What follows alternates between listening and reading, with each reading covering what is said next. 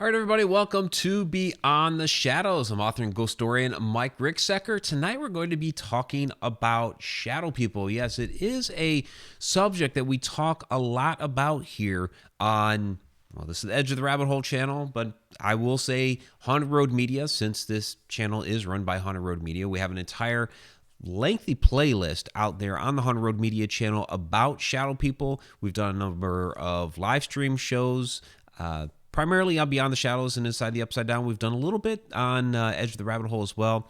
Like Carl Johnson, a few months back, we brought him in to talk about shadow people. So it is, well, I mean, really, it comes down to me. It's a phenomenon that I see a lot of while I'm investigating. I see more shadow people than apparitions. And of course, I did just come out with the book, A Walk in the Shadows. So we are in a lot of ways going to be referencing this book. And so I did put the link down in the description for this book. I'm sure Quarantine Ghost is going to put that link in there as well.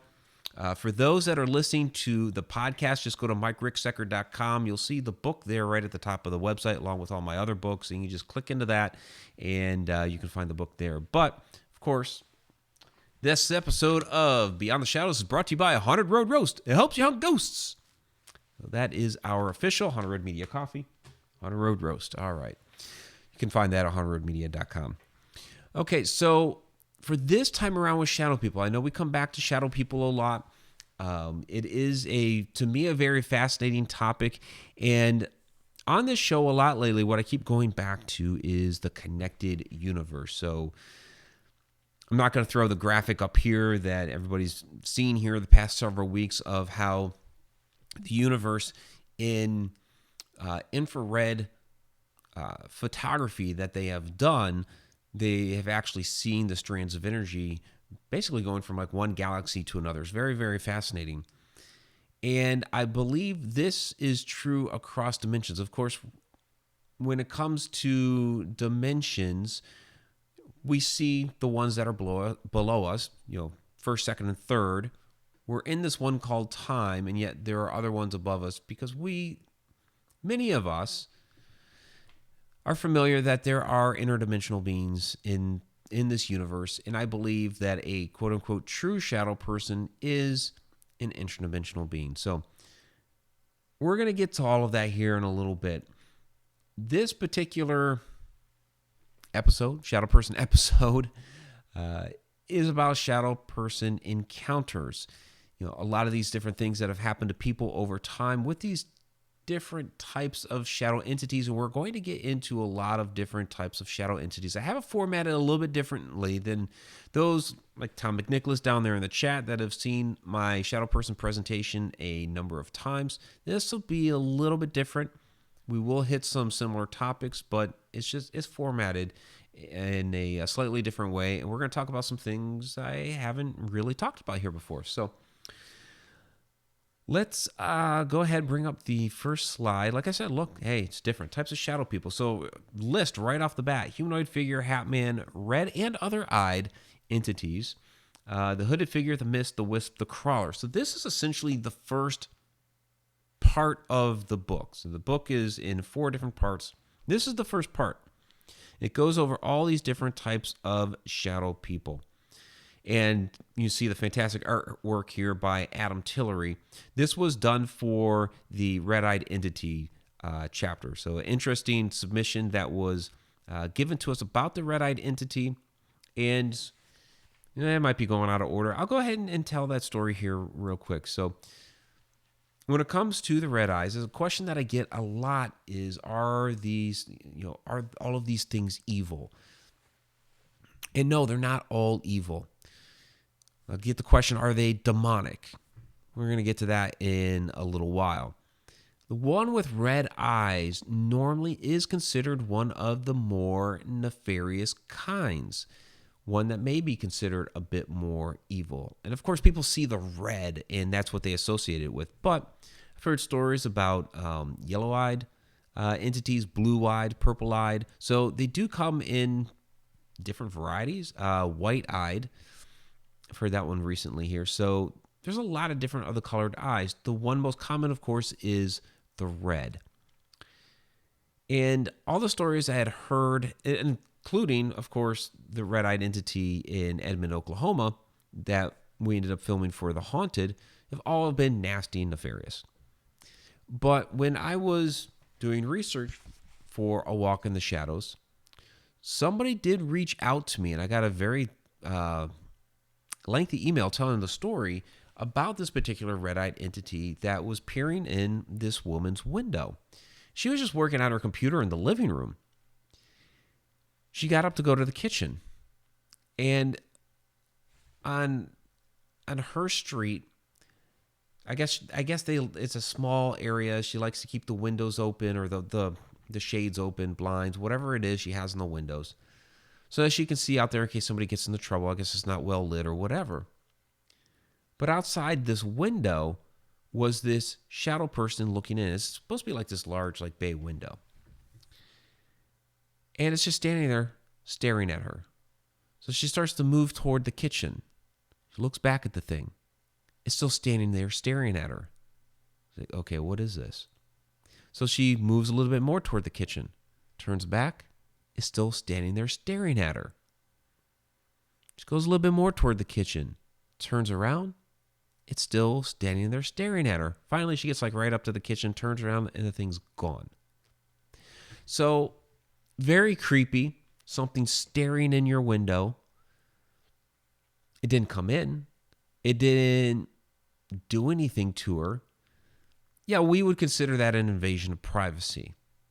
But I wouldn't really call that evil. Very disconcerting. Yes, we're not used to that. My very first shadow person encounter was when I woke up. I was a kid. I woke up in the middle of the night, and there's this shadow entity standing in the corner, staring at me. And that is a common report that we get from a lot of people. Is it's standing there staring at you. And some people will like to associate it to like the Watchers. That's like a term they'll give it. These things are the Watchers, and not always necessarily with shadow people. Sometimes with extraterrestrials, or sometimes with other beings that maybe look a little different, maybe even almost like a type of apparition. Your stories about like a shimmer man or something like that standing there staring at you, and they're just observing. So it kind of makes you wonder if maybe they don't almost have like a certain type of job that their job is observing. There could be a variety of different reasons. Now, if we think along the lines of something extraterrestrial, well, then our minds automatically go to, well, they're studying Earthlings. They're trying to learn about our race. They're trying to learn about our culture. Maybe they're doing experiments on us, whatever. Why wouldn't shadow people perhaps be doing the same sort of thing from another dimension? With extraterrestrials, we always think like another world. They're from another world. Well, a true, quote unquote, true shadow person would be that same sort of thing. Not necessarily from a different physical world, like a planet in another galaxy, but perhaps another world as in another dimension that I don't usually go into parallel universes, but I'll say the dimension would be parallel to what we are experiencing right now. So like the dimension of time that we are in right now, these things here exist around me, a 3D object. So this thing exists in a 3D world. I'm in a 4D, so I'm able to experience this thing on a frame of time. It's not really, or a plane or a single line. There is a zero dimension, and that's just a point, a dot. So all of those things exist together. And I don't want to go too far down the dimensional rabbit hole. We did stuff in interdimensional beings not too long ago. We've done stuff on space and time here recently, so I don't want to go down that too far. We do want to kind of stick to shadow person encounters. And I do encourage people to share their shadow person stories there in the chat as well. So if you've had a shadow person encounter, we would certainly like to hear it. Okay. So I did kind of briefly mention mine. Humanoid figures is always a real easy one for me to talk about.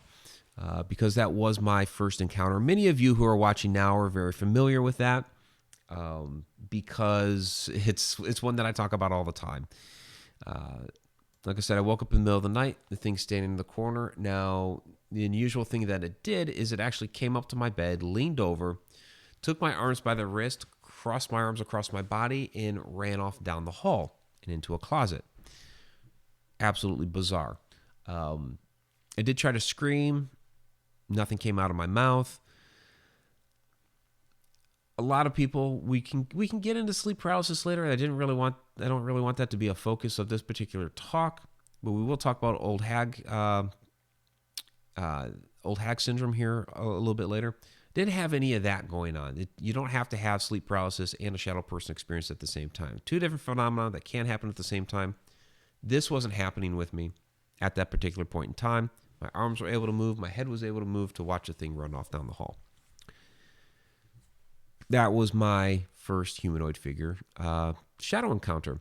Another one that I have in the book is Sean Gilmore. His experience with a shadow person, a shadow figure that walks into the room. This is really like the most common type of shadow person that we see, the humanoid figure. And basically, it looks just like us. There's no features. There's no eyes. There's no nose. There's no mouth. It's just all black. It just looks like somebody standing there. This one walked up to me. Sometimes they are seen with the Hat Man. We'll talk about the Hat Man here in a moment. And whether they're working for him or they've teamed up. He's a minion. We'll talk about minions here in a little while. We don't really know why. A lot of this is, I don't want to say guesswork, but a lot of it is kind of speculation. We're trying to come up with what we think is a reasonable explanation and see if that fits. And so we'll try it out in a lot of these different situations until it doesn't. And so sometimes it seems like the humanoid figure is kind of working for or acting as part of almost like a gang with a Hat Man. And so with the Hat Man, he's kind of the next one here in the list. Now, he is one that is more nefarious that we have talked about, because people will also confuse him with the Men in Black. And we just did the Men in Black versus the Hat Man about a month ago. And I understand why, because they do have some very similar traits, but they're two different entities. And I will later on go back and link that particular video to this.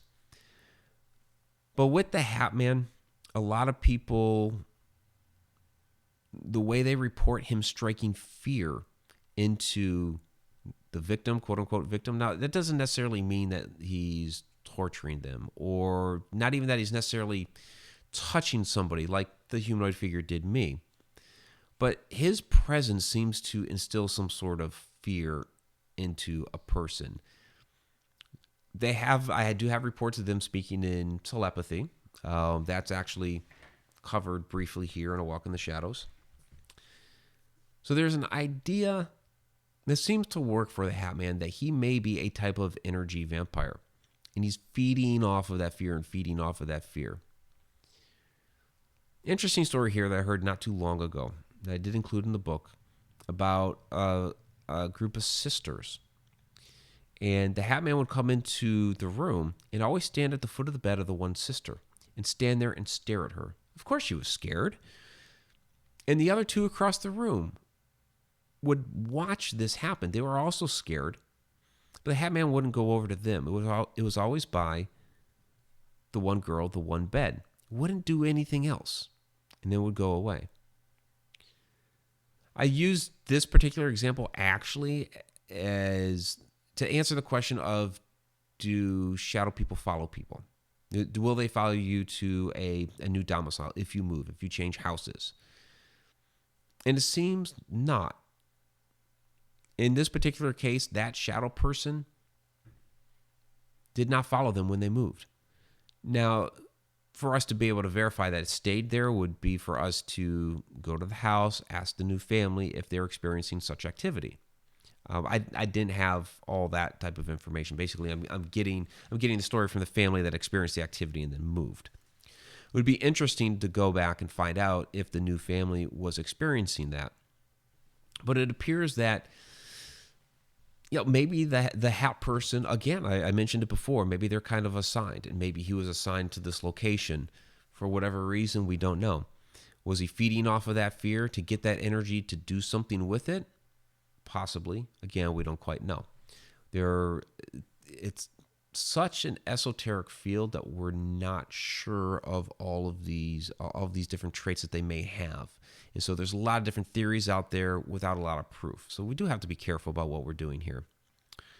So we're getting some feedback here. Thank you, Quarantine Ghost. Victoria Monday, I had a shadow person who used to follow me around when I was working for a ghost tour. I used to be scared to walk around a deserted town at midnight, but he was protective. Interesting. That is interesting. So there was one that actually felt protective for you. Well, and that is a thing. They're not always nefarious. And in fact, with the one that crossed my arms across my body and ran off down the hall, there is an idea that when it saw me, it thought I was dead. I don't know why it would have thought I was dead, but the pose that it put me in, people have related it to like the crook and flail that you'll see on Egyptian sarcophagi. And so perhaps it was putting me in that sort of pose. And then when I was there trying to scream, again, my mouth open, nothing came out. Maybe when my mouth opened, it realized that, oh my gosh, it's still, he's still alive, and ran off. If he was putting me into that kind of a pose, well, that would be honoring me for my burial. So it's kind of an interesting concept to think about. And there's a lot of people who just want to like throw all shadow people into they're all evil, nasty, and nefarious category. And some of them certainly are, but not all of them. We tend to fear what we don't understand.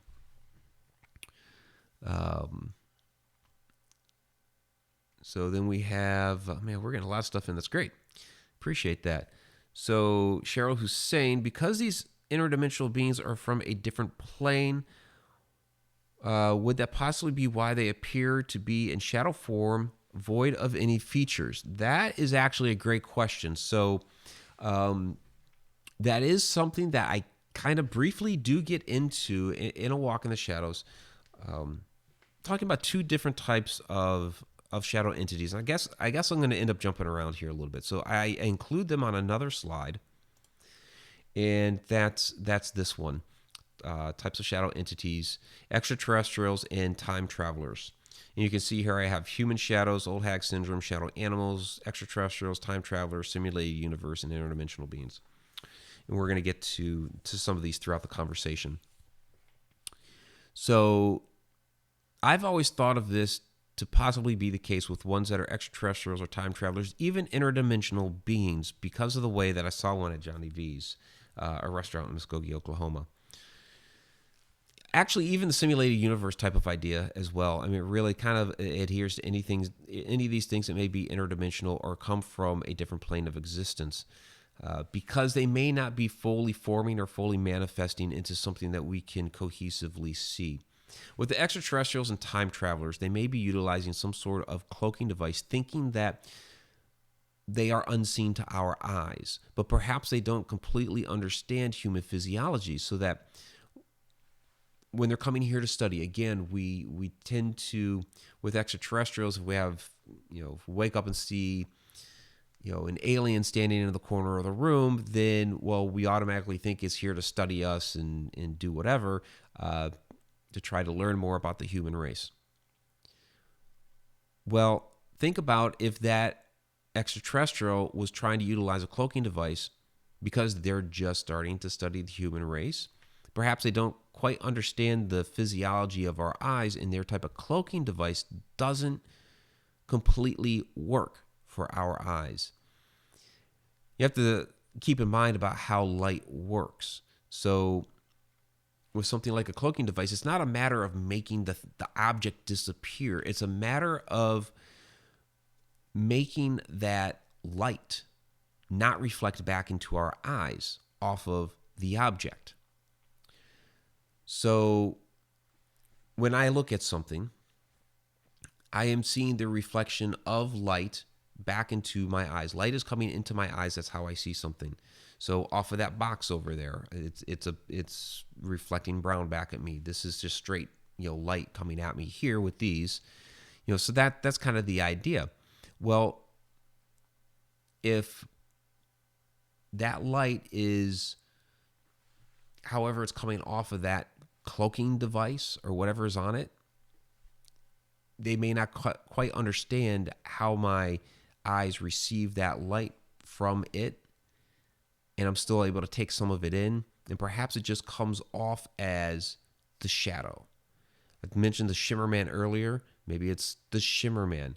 So this could be true of extraterrestrials. They're coming down to examine us, and they're using a cloaking device. Time travelers, we don't talk about that a whole lot, but if you think about it, if you are traveling to another place in time from, say 2142, and you're coming back into this time, you may not want to be seen by the current populace.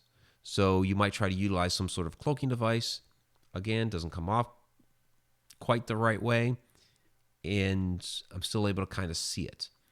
It does sound a little redundant, but you can apply that for a number of different types of scenarios. And so those are a couple right there. It's a good question.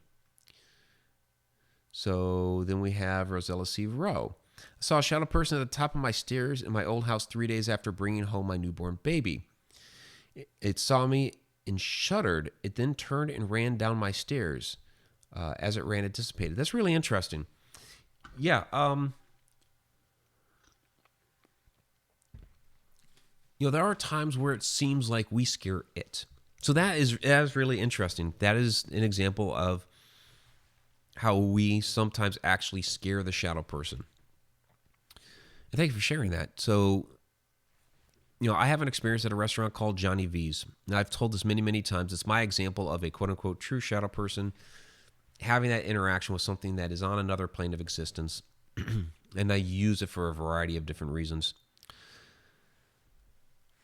So we're finishing up a paranormal investigation. And there's a couple of people up in the bar area, a couple of people out in the restaurant area toward the front. I'm walking into the kitchen through the main doors. I'm just doing a last photo sweep, trying to get some pictures. I walk into the kitchen, and all of a sudden I see this thing just take off across the room. And you hear it, boom, slam into this flimsy metal door that's on the side. It's basically one of those doors that waiters and waitresses are going to back up into with large trays of food. Very easy for them to come in and out of. But the door didn't move. Now, first off, the example here that this was it just turned and ran down her stairs. She's coming home with a baby. I'm not sure why it would have been scared of her and the baby, or maybe it was a bad memory. If this was some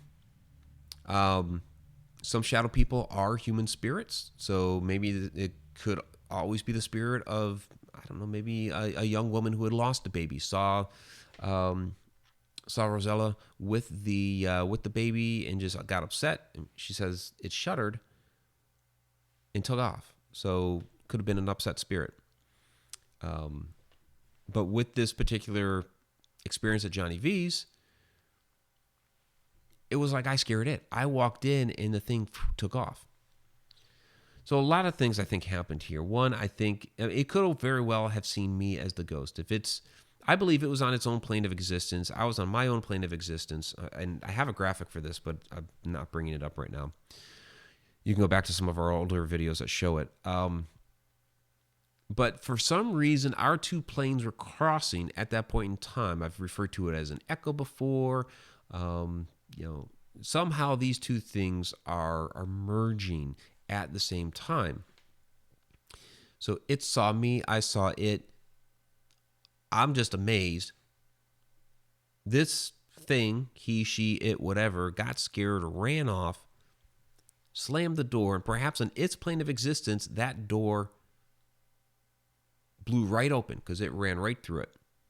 But I didn't see that happen because on my plane of existence, it it's there's nothing moving through there on mine. I'm just like seeing a shadow, pun intended, of this event happening. But sound is on a different frequency. It's on a different wavelength. So I was able to hear that action happen from its plane of existence into mine. So very, very interesting phenomenon that happened there with that particular thing. And I like that Rosella was also able to see this sort of thing happen where it took off on her.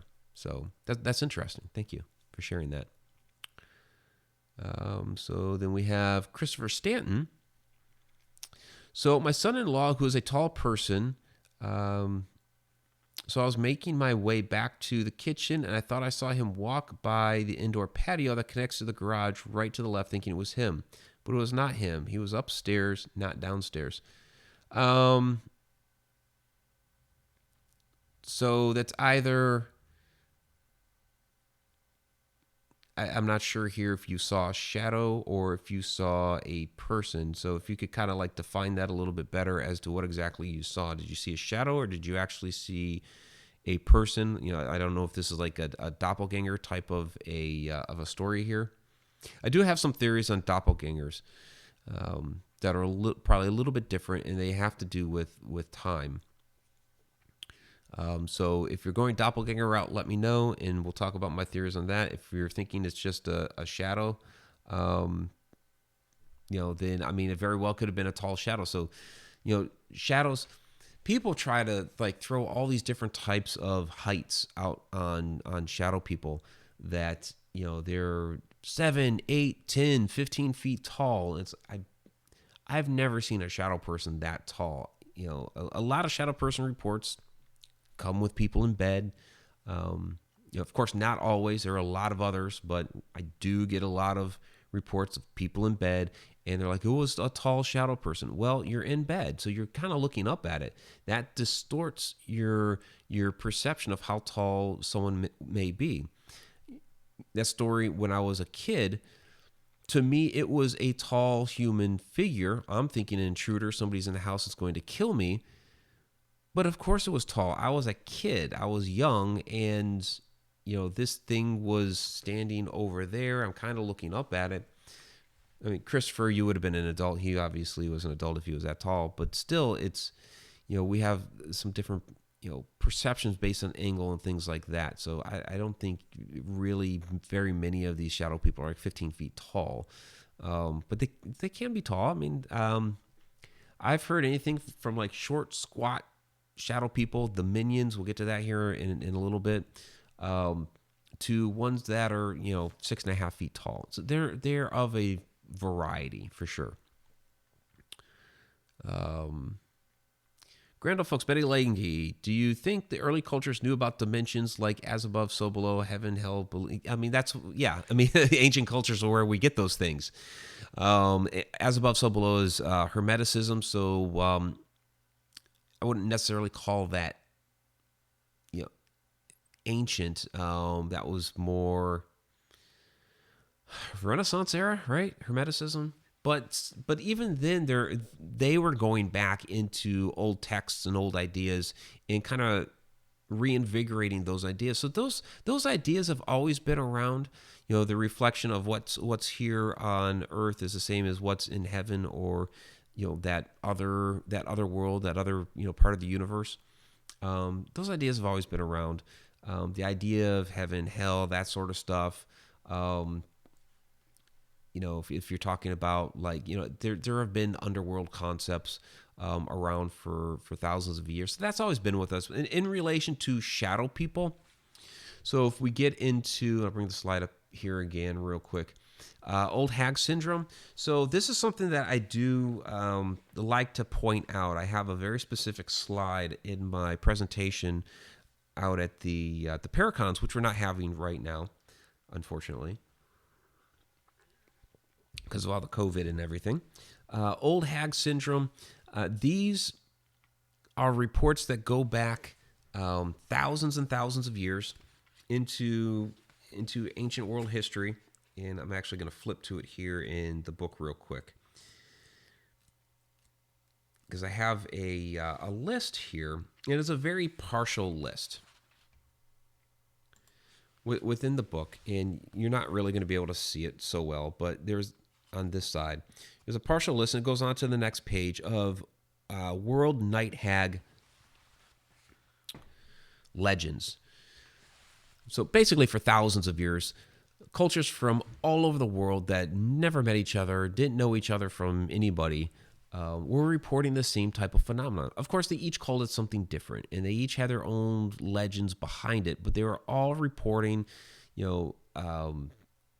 whether it was a hag or a ghoul or something like that. Somebody's waking up, seeing this on their chest, sometimes, in the room or next to the bed, mostly on the chest, that's pressing down on them. It gets related a lot to sleep paralysis. Sometimes sleep paralysis is involved. Again, not always. There are reports of people who have experienced the old hag on their chest and were able to completely move. In fact, Eric Gerard has a story that's included in A Walk in the Shadows, where he woke up in the middle of the night with the hag on his chest. It did look like the hag. Adam Tillery has a fantastic illustration in there of it. And Eric was actually able to physically move this thing because it was on him. He wasn't paralyzed. He basically took this thing. He felt the shoulder, threw it off of him onto the floor. He ended up rolling off the bed with the thing. They both smacked to the floor.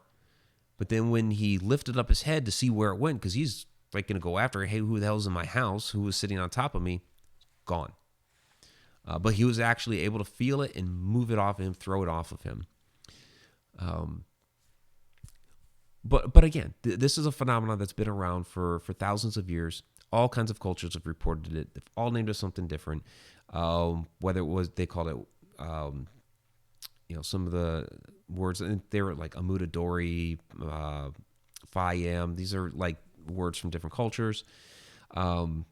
But they would mean like witch riding, or, some people did call it a demon, or, the dark presser, all these different types of terms that they used for this type of phenomenon. And it is related to a shadow phenomenon, because sometimes, it would be a shadow, or people would see a shadow figure, and then this would be happening to them, but then they would relate it to the old hag or the pressing down upon them. Now, one that's really interesting. So, I do have shadow animals in there as well, but I included it as one of the as part of the old hag stuff.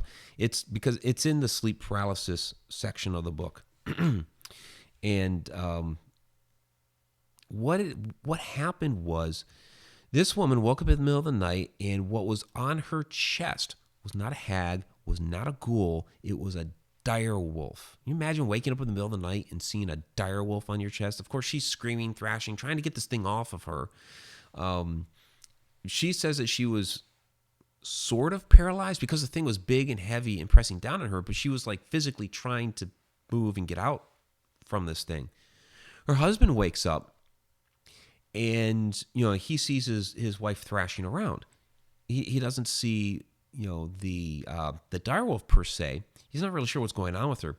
He throws on the light, and again, he doesn't see the wolf. She still sees the wolf. What he saw, though, were the paw prints of the wolf pressing down into her shoulders. So it's really crazy. It's really bizarre. To me, it's fascinating for a couple of reasons, because here is a witness to this happening. A lot of skeptics will say, well, this happens alone. You're having a bad dream. You're hallucinating. The medical community loves to go into the whole hallucinating thing. He's seen something happen to his wife, and while he doesn't see the wolf, he is able to see the impressions of the paw prints. Megan Talbert has a story in here as well of, she didn't actually see the shadow person that was there. She was experiencing the sleep paralysis. Her partner at the time woke up in the middle of the night. He actually saw the shadow person there. He was wondering what was going on with her. He knew that she was in distress. She couldn't move, so she couldn't really say what was going on. But he had actually seen the shadow, so he witnessed what she was experiencing. Now, was this one of those situations in which the shadow was trying to feed off her, trying to do something? We don't know. We don't know if the shadow was actually what was putting in her, trying to put her into sleep paralysis. It's a common question I get. I always say that they're two different phenomena that can happen at the same time, but is there a little bit of where they could make you have the paralysis? I'm not sure. I think that comes into the fear thing. There's part of it that goes into fear. There's part of it that's a natural sleep paralysis phenomenon. I think people try to compartmentalize, this is always what's happening. It's like, nah, that's not what's happening. Something that I do believe what happens here is, we're woken up in the middle of the night. A lot of times with the sleep paralysis stuff, we're woken up in the middle of the night by something external happening. And when it is true sleep paralysis, and you're waking out of it, there is part of your body that is still asleep physically while your brain is now awake. Sleep paralysis is a real thing. What I think happens here sometimes is that you're experiencing sleep paralysis because something woke you in the middle of the night. And in a way, it's the shadow person, but not the way they're saying. It's not a hallucination, for one. And I don't necessarily think in this case that it's, the shadow person doing something to make it happen, other than the fact that they're the one that woke you. People who have been parents can understand this concept. When your child comes into your room in the middle of the night because maybe they've had a bad dream or whatever, sometimes that child is hesitant and kind of scared to wake you up because they think you might get mad that you're waking them up in the middle of the night. They're not sure what to expect if they try to wake you up in the middle of the night. So they stand there at the side of the bed and kind of stare at you for a little bit. There is something about the presence of that person, probably their energy or whatever, you feel that presence of the child standing there, and you wake up anyway because the child's standing there staring at you because you felt that presence.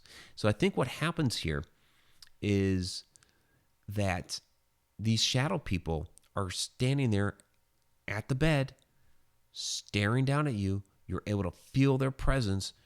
You wake up, and sometimes, just because of the nature of sleep paralysis and the way it works, sometimes you wake up and you're in paralysis mode, and oh shit, there's this shadow standing by the bed, and now you're scared because you don't know what that is. Again, could be an intruder. Somebody's in your room that's about to do something nasty and nefarious. You're not automatically thinking shadow person. So I think it's that presence that is waking us up in those cases. So, all right. So I know you guys have a lot coming in, and thank you, Quarantine Ghost, for sending them my way. And, you guys are subscribing to the newsletter. Awesome. Yeah. MikeRicksecker.com and HauntedRoadMedia.com both have newsletters. So thank you for, I guess Quarantine Ghost is putting it out there about that. Thank you. Appreciate that. Victoria Monday, Mike, could your shadow person been like a helper, worker, cohort of the Grim Reaper? So this is a common misconception with the Grim Reaper. I get this a lot. I actually just had this on Sunday when I did that Paranormal Day Quarantine-a-con with Courtney Maroc. So she kind of asked the Grim Reaper question. I can't remember exactly how she worded it. So the Grim Reaper is not a shadow person. When I cover the hooded figure in here, I talk about that. It's because he's dark. He's dressed in black. He looks like a hooded shadow figure. But that's not what he is. He's a psychopomp. So he's basically a guide. We don't really think of him as a nice type of guide because he's associated with death. And he basically guides the soul into the afterlife. Dressed in black, he has a scythe. He doesn't look like a nice guy. But really, he's just doing his job, and his job has absolutely nothing to do with the shadow people phenomenon that we're familiar with. He's just there to help you across.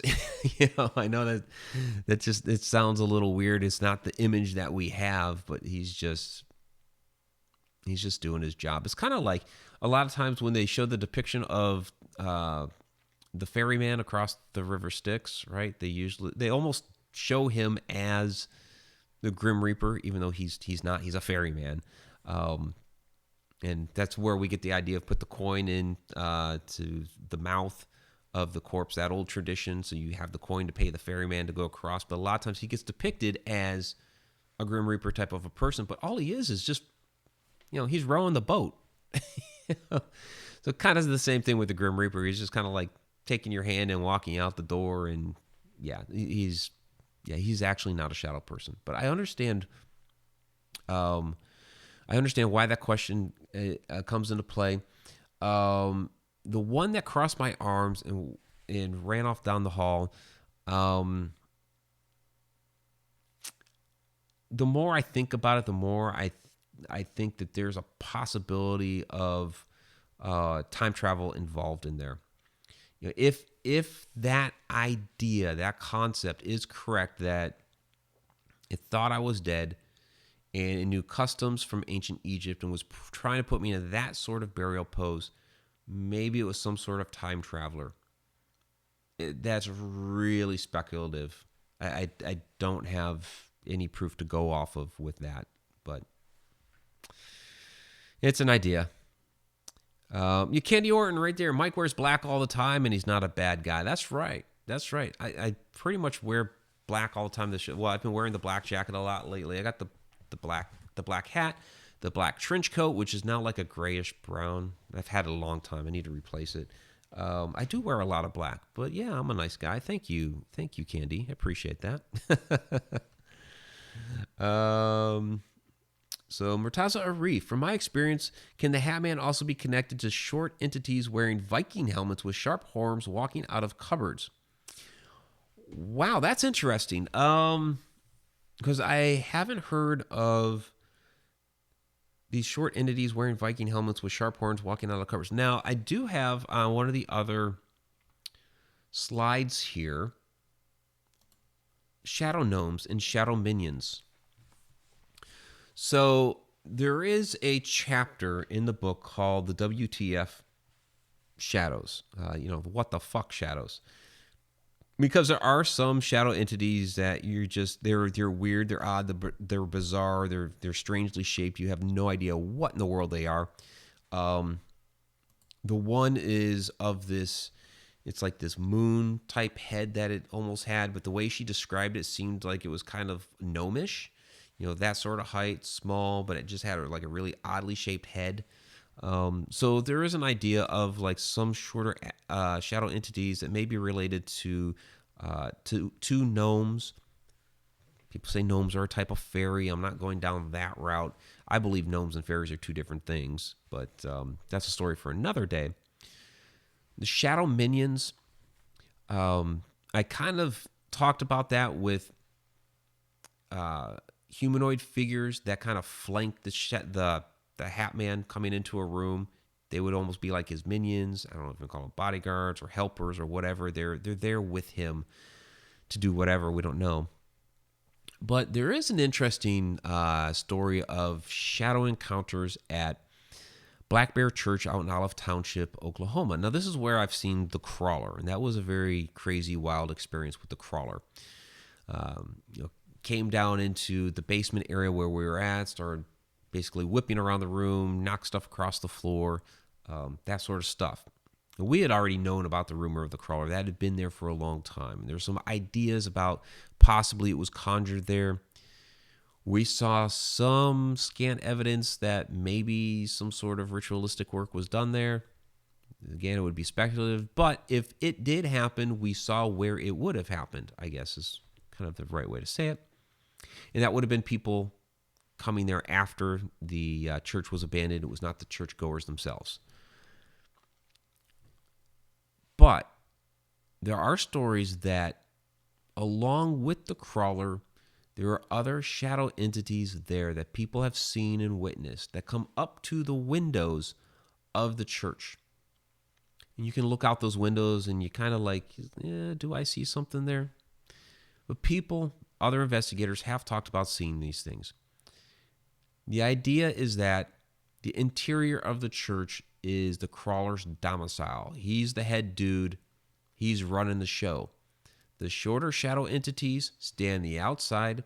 When the crawler's in house, they will come look in the windows and peer in and just kind of, I guess, be creepy. And maybe they worship the crawler. We're not really sure. One of the things I've heard about these shorter shadow minions, for lack of a better term, is that when people have driven away, I guess they've chased people off to their cars for one. They have scratched the cars, put fingerprints on it, almost kind of like the whole handprint story with Gravity Hill. But this is actually, I mean, it has nothing to do with Gravity Hill, but they've seen like fingerprints, claw marks, stuff like that on the cars as these things are running after the cars, chasing them off. Interesting stories. But those would essentially be a shadow minion of the crawler, and they're almost like guardians of the exterior of the church, while the crawler rules the inside. I've experienced the crawler, so I know the crawler is there. The shadow minions, I haven't really seen those there, but there are a lot of stories from other investigators that have seen them there. It's interesting stuff.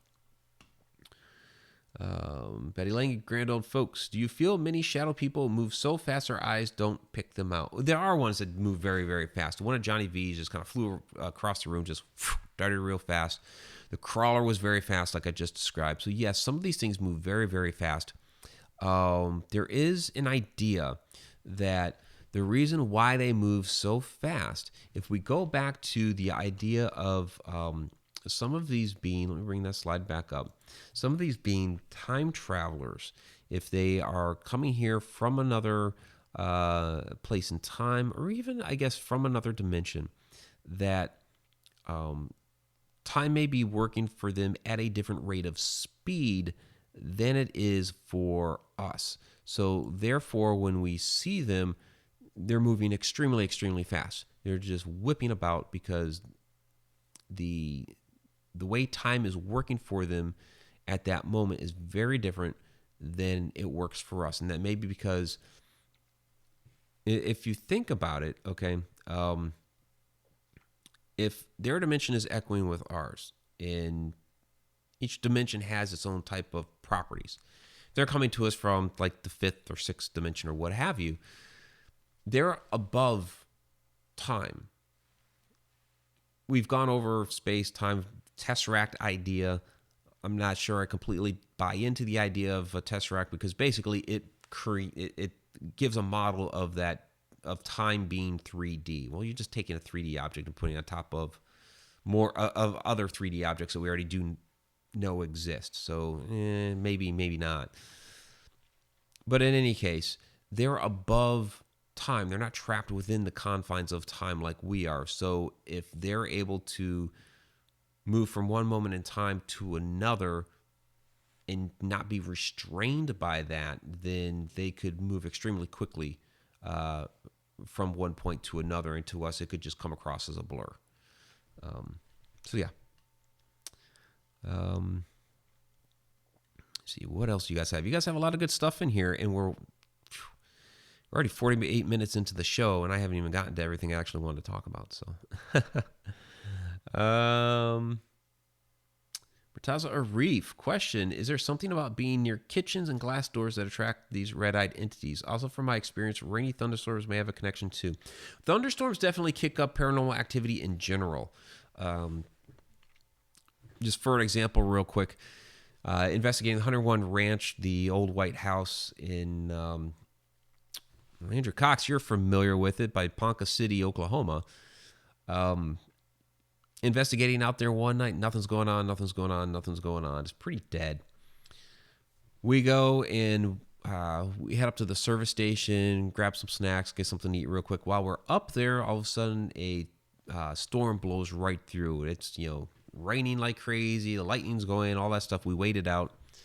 We go back to investigate, and we're just getting paranormal activity off the charts. We're chasing stuff around the basement that went up to the first floor. We're hearing like Native American drums beating from the tree line, and then we're seeing these glowing balls of lights up in the trees. It was wild. So yes, storms just automatically kick stuff up. They basically charge the atmosphere, and it gives the entity something to pick up some energy on and be able to utilize.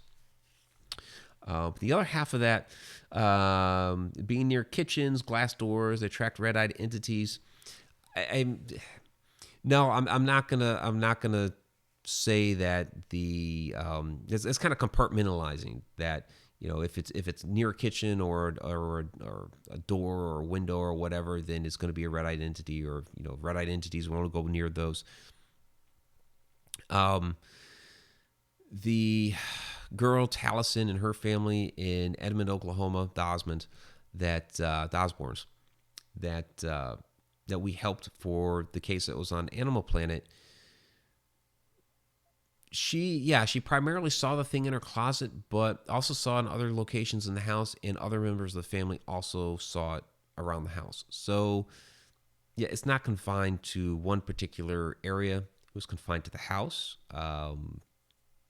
but we pushed it out of the house. But yeah, it wasn't confined to one specific area. So, Kathy Salinto, have other people experienced paralysis during an encounter with a shadow person? If so, could that be the shadow person causing it?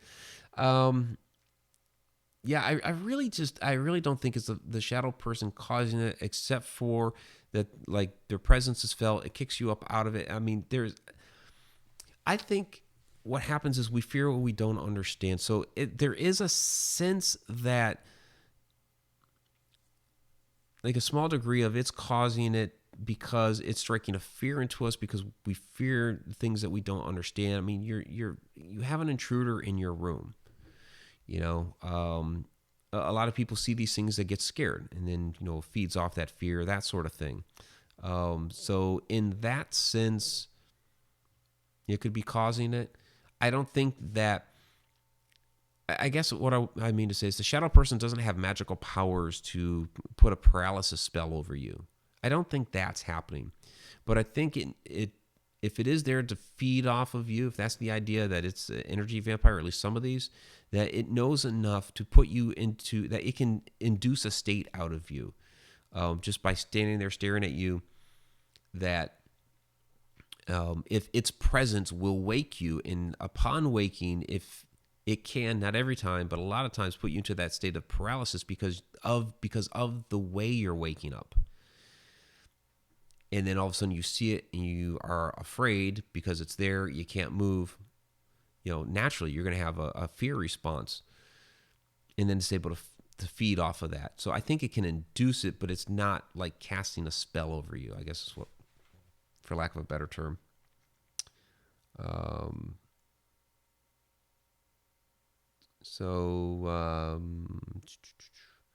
Victoria Monday. Could shadow people be the essence of someone alive who's thinking of you, like when you dream, walk, travel into others' dreams? So, like, it's almost kind of like astral projection. That's an interesting idea. Could some of these shadow entities we see be astral projections? Maybe. I hadn't really thought of that so much, other than. I do think some shadow people are human spirits, but not so much that. I guess I've thought of this in the sense of like time travel. What you're saying would be more of when I've thought about it in like time travel or extraterrestrials or that sort of thing. So astral projecting, I mean, maybe some of these are not necessarily time travelers, but astral projectors that come into your room. And maybe they come off as a shadow. Others come off as a shimmer, that sort of thing. Yeah, I'll say that's possible. Quarantine ghost, you stumped them. No, I just had to think about it for a minute because I hadn't had that kind of question before. So, yeah. Make a note of that. So, are some of these astral projection? So that's an interesting idea. It's a good thought. I do want to get to, I'm going to get to some more of these questions, but I do, because I threw some other newer stuff in here. The Shadow Tulpa and Washington's Shadow Entity. So the Shadow Tulpa, I'm going to cover that I'm doing a Tulpa video here soon. And that one's kind of interesting. So I was reading the Mothman prophecies, and at the very beginning of the book, he actually references Hans Holzer and some other investigators in a haunted location in New York, which was owned by the guy who used to write The Shadow. The Shadow Knows, that guy. And as it turned out, a lot of what they were reporting as the entity that was haunting the location was basically, what he wrote as the shadow. All the different characteristics of his story that he had created, that he wrote there in that house over and over and over again. It was essentially the shadow, and here's this spirit that is mimicking the same behavior. So, could some of these shadows that we experience, or at least that particular one, actually be some sort of thought form tulpa that has been created by somebody who previously lived there? It's an interesting idea. I just kind of threw it out there for now. It's one I'm going to be mulling over. I'm going to include it in a upcoming tulpa video because I think it's an intriguing story, an intriguing idea. Washington's shadow entity, I wanted to hit that one real quick. So this one gets talked about by the alien guys. It could be the ancient alien guys. Sometimes it's the more modern alien guys, but it gets brought up as a possible alien encounter for George Washington. Basically, he had a vision, and this woman appeared to him and gave him, what was it, like 4 different visions of the future for the United States of America, basically letting Washington know that the United States was going to live, it was going to thrive. What he was doing there in the Revolutionary War, because this is when he was a general and they were fighting the revolution, basically letting him know that America was going to become a great nation, but also displayed all these both good and bad events. There were some major tragedies that were going to happen for the United States, or there were some major conflicts that they needed to overcome and get through. But in a sense, it was also telling Washington, hey, your nation's going to become great. These are these other larger things that are going to come. But in this story about this woman, I mean, we really don't know who she was. Some people try to say she was an alien or whatever with this knowing the future. Some say she was a time traveler. Some say she was an angel. We have no idea. But she had a helper. Her helper who was revealing these different things that were happening. Basically, she was telling the story. Her helper was revealing the stuff that was happening. That particular helper was a shadow entity. So it's interesting. It's something I'm going to dive more into and learn more about. I just find it extremely interesting. People always like to go down the route of, all shadows or the most evil of all evil things, and et cetera, et cetera. And it's like, well, here's this. You could almost call her an angel of light. She was supposed to be very beautiful and, had a lot of characteristics that she had light coming out of her, all these different things. And she's telling Washington about all these great things that are going to happen with the United States. Again, some, tragic, and they'd have to deal with conflict and all that, but basically telling Washington, what you're doing now, keep doing it, because America is going to become a great nation, and it's a shadow entity that is revealing the different things. So I find that very interesting. So we'll check that out some more as we go along. We'll take a couple more questions and then we'll finish up here. So, Candy Orton, Mike, have you been to Edinburgh Manor in Iowa? There are some reports of shadow figures there. Yeah, I've heard some of those stories. I haven't been there yet. Hopefully I will one of these days. Jill Nemchinsky, are shadow people known to talk? So I do have a chapter in the book called Anybody Listening. And it is about the kind of quote-unquote talk communication of a shadow person.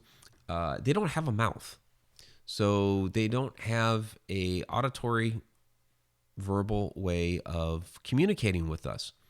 So the way they do, if we hear the voice of a shadow person, is through some sort of thought transference or telepathy. So I have a couple of quick stories in there about that. What's interesting about this, and it goes it goes with the universe. So it used to like never come up. Now I've been talking about shadow people for years and years. But it never came up until a couple years ago. I'm giving a presentation at Ocean State Paracon, Harrisville, Rhode Island. It was almost 3 years ago now. And I get to the Q&A. And from all the way in the back, I hear this. So, do shadow people have voices? I recognize the voice, and it's Carl Johnson. I'm like, is that Carl? I'm kind of stalling a little bit because I had never gotten that question. I'm like, holy crap. Somebody just asked me if they had a voice after all these years. I had to think about that for a minute. So ever since he asked me that question and I started looking into it a little bit, people started giving me more stories about hearing the voice of a shadow person. Could be a hat man, could be a humanoid figure, whatever. And all of those stories have to do with some sort of telepathy or thought transference. So that would be the way. All right. And then grand old folks, Betty Lange. Mike, do you think that shadow people sightings stay with you forever or leave their mark on you? Well, I mean, it certainly did me. Some people report seeing them very, very often, that they have many encounters, like almost on a daily basis. So they don't necessarily remember every specific encounter. They remember some of the more memorable ones. And that's kind of the way it's related to me when they talk about those. They're like, yeah, I see this thing all the time. And they tell me some of the more memorable stories.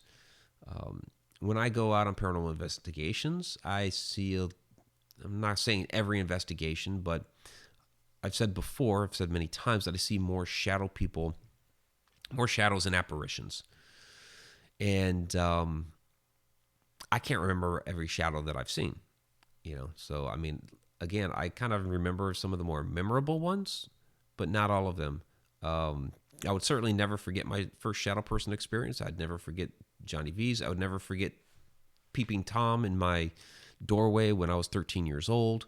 Some of the ones at Stone Lion Inn, a lot of different locations that I've seen shadow entities, and some are going to be more memorable than others because there's sometimes you're out there and you're like, I think I just saw a shadow dart across the hall, or I think I see some shadow play over there, and it might be a shadow person, but you're not going to remember every single one of those particular moments. The one at the Campsville grade school I caught on film, did not see it at that time. Didn't. I mean, we knew that there was stuff going on across the gym. It kept going back and forth.